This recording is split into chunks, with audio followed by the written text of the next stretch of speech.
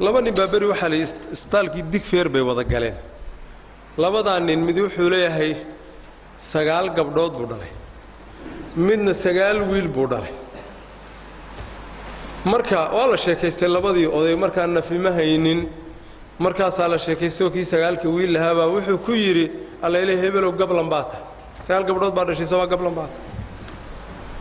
reerkii gablanka ayo gabadhi ku dhalatay way markaas wuxuu yiri midkeeni gablana way soo bixi doontaa kan intaas oo wiil ah mid walba dawladda u shaqeeyo maareeyo la leeyahay muxuu ahaay maamul la leeyahay ba yuu dhalay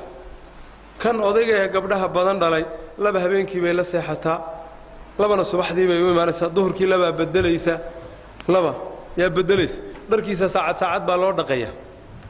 gadhkiisa saacad baa loogu xinaynayaa xinaha loogu marinayaa xina saacad baa loogu qabaynaya markuu arkay kan mid ordayo oo gaari la ordaya imaanay aba iska warasay tahay aba dhaqaajiyaba markuu arkay ninka dhibka haysto wuxuu yiri gabdhihii intuu la hadlay aba odaygaan hal caawiyo odaygii baa dharkii laga dhaqay oo garka loo xineeyay adiga waa la dhaqaaleeyay markaas la sheekaystay war bal waran uu yiri ninkeenee baa gablana alla ilaahay ana gablan uu yiri adiga gablan ma tihide ana gablan uu yiri aniga ya gablan kuna waxa la ii sheekeeyay wuxuu dhalay 9 wiil iyo gabar 10kiiba dibadda ay aadeen 10kii markay dibadda aadeen odaygii lacag baa loo soo dhigay xawaalad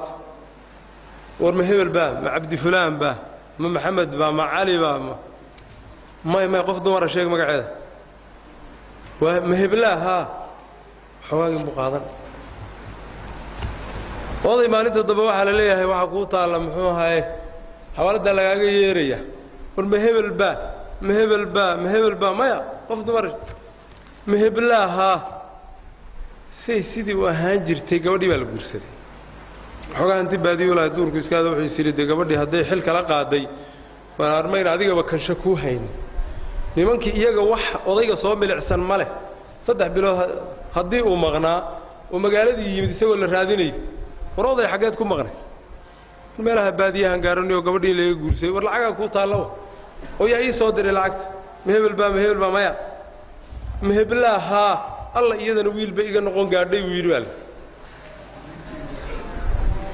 ayadana wiilba iga noqon gaadhay marka gabdhaha maartay